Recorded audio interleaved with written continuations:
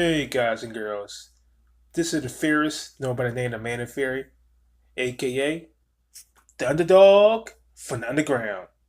Back again to do my quick discussion on One Piece manga chapter 919. I'm letting y'all know, spoilers will be told, so please proceed at your own risk. On that note, let's go. Alright, guys and girls, the first thing I want to say right off the bat is as far as this chapter, 919 is basically a 9 out of 10 chapter, close to a 10 out of 10 chapter. You got lots of information that was dropped, basically 80% of a theory that was confirmed, and lots of future setup that's going to be built up over time that can lead to major implications. All right, so I guess I start off by talking about some of the lighthearted parts of this chapter and some of the funny interaction with this chapter. So I want to start off by talking about one quick thing. I want to talk about my irritation with this chapter, which is only a little bit I was irritated with Oda, and that has to be the whole speed Otama thing. Because we see in the beginning of the chapter, we see that I guess that speed is still under the control of Otama because of her double fruit. Which I mean, I understand the Otama double fruit is definitely oppressive, as far as the fact that she can control like very strong creatures or animals with her double fruit once she get them to eat the dumb ball. But my irritation comes from the fact that the headliners eat like small double fruits and they got like animal powers because of it. And to see speed that was hyped up, I would say like what, 2 chapters ago, two and a half maybe, as one of the top three headliners up there with Hold'em and Basil Hawkins. And then she would just didn't even do anything, and then she would just like fed a dumb ball and she just like now under control over Tama. It's definitely irritating to me. I guess that's Oda's way of doing, or I should say, adding comedy to the story, which is all well and good, don't get me wrong. But for me, ever since back in Zoe, matter of fact, pause, scratch that. Ever since we heard about the smile double fruits back in Punk Hazard, maybe Dressrosa, and we found out what they can possibly do, I was mad hyped to find out what certain characters can do with these smile double fruits. I mean, we got a sample of it when we got introduced to So, and we see Sanji fight with Sheep's Head, and we see Sheep's Head use that horn attack. When I seen that for the first time in the manga, and then especially when I watched the anime, I was like, oh shit, I definitely can't wait to see what else these people with smile double fruits can do. But then fast forward, we're here now. Then we see Hold'em. Only thing he got is like a lion on his stomach. Taken out by Luffy like this. And Speed, she didn't even fight. Basically, they fed her a dumb ball and she was just like, okay, master, what you want me to do? And for a true One Piece fan, that is fucking irritating. Maybe we get some more headliners that's stronger. But for right now, that's bullshit. But let me know what y'all think about the headliners so far, up to date. And just leave something in the comment section below. Alright, as far as the interactions between Luffy, Long, and Okiku, I definitely enjoy those comedy sketches or comedy scenes in this chapter because they was like the low key kind of build you up with some laughs before the hype got to you kind of parts in the chapter that I definitely appreciated. Because we see that when Luffy and them was leaving, everybody was like still praising Luffy for bringing them the treasure ship and everything full of food so they could eat and survive and everything. So Luffy was just like, okay, did I do anything wrong? And then Okiko came out of nowhere and was like, well, we did commit robbery. And then Then we got Law's response, where Law was just like saying that pirates doing good things make him want to vomit. Which I can understand what Law is saying, because Law understands the way of a true pirate. So he is very like still trying to figure out how Luffy and the rest of the Straw Hats do things. 'Cause we already know Luffy goes by his own will. Luffy does what he wants.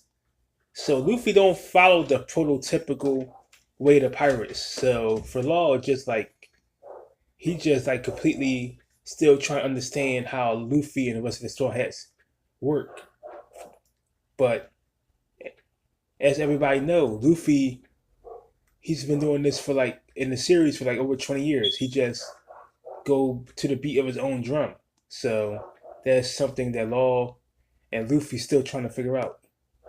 And the interaction between them is still intriguing to me, only because we see that Luffy and Law is complete opposites. We see like Law is more the strategist. He takes his time to think about certain things as far as what's best for our strategies he can succeed. And as we see with Luffy, Luffy just does what he wants. He don't have strategy. He let his crew thinks for him when it comes to strategy and stuff like that. And Luffy, we already know he basically just does what he wants. He goes out with a limb. So as we go further into the story, when we get to the end, or not even the end, maybe like a couple chapters to the soul arc, I want to see how the interaction between Law and Luffy is going to be, as far as with that, because I always believe that Law is going to somehow have to achieve his goals if I had to sacrifice Luffy or be like some type of traitor. So I want to know more about the interaction and see if that's going to be possible. Law actually will set up Luffy and become a traitor. But anybody who thinks that Law is possibly going to become a traitor to Luffy and the rest of the Straw Hats later on, leave something in the comment section below. All right, the next thing I want to talk about, this prophecy or curse. And we get introduced to a new character that's called Kishiro. If I'm sounding that right, let me know. And he works for the Shogun, and he's telling the other guy about this curse that's supposed to be made or done by Odin's wife when the time when he was about to die. And it goes like this. In 20 years, 9 shadows across the moonlit nights of 20 years will appear. And this light of the moon knows the break or brightness of the dawn. And that the light of the moon will not know the break of the dawn. So, as we already seen back in Zoe with Inuyasha and Nekomamushi, they was talking about the dawn of a new era. So I believe this connects with this prophecy made by Odin's wife. And since most people was talking about this after the chapter came out, most people were saying that it's going to be the Straw Hats, it's going to be the 9 that's going to fulfill the prophecy. And the other part of the interpretation, the Shogun believes it's going to be 9 samurais. So, my opinion about that, I think it's going to be a combination of the Straw Hats, maybe a couple of samurais from Wano. But I also believe it might be Nekomamushi and Urashi, because I believe these 9 has to be the ones to change the world some way, shape, or form.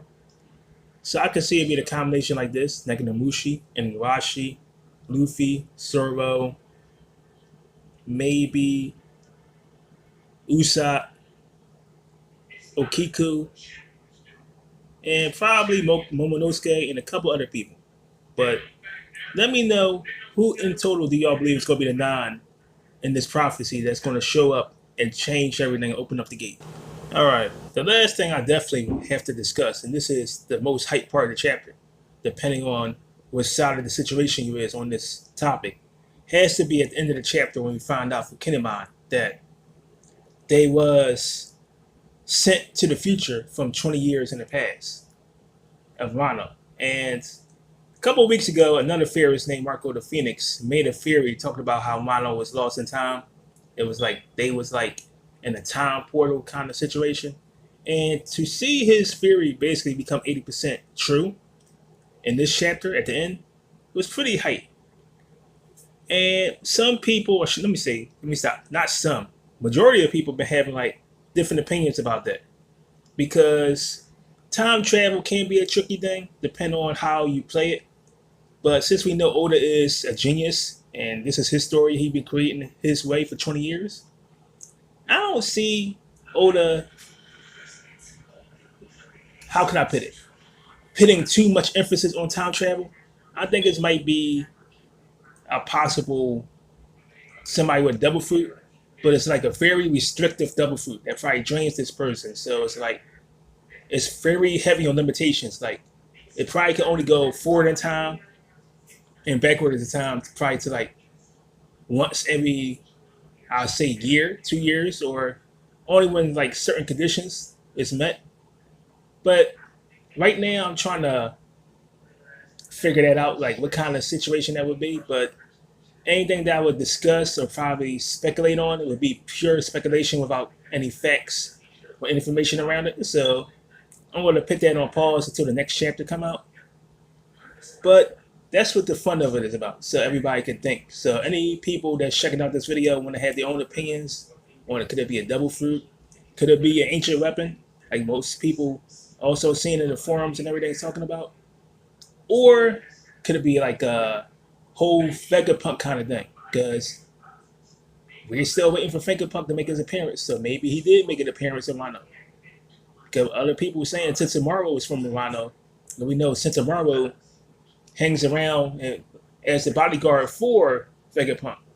But let me know what y'all think about that possibility. As far as the whole time travel, do y'all like it? Do y'all don't? But leave something in the comment section below.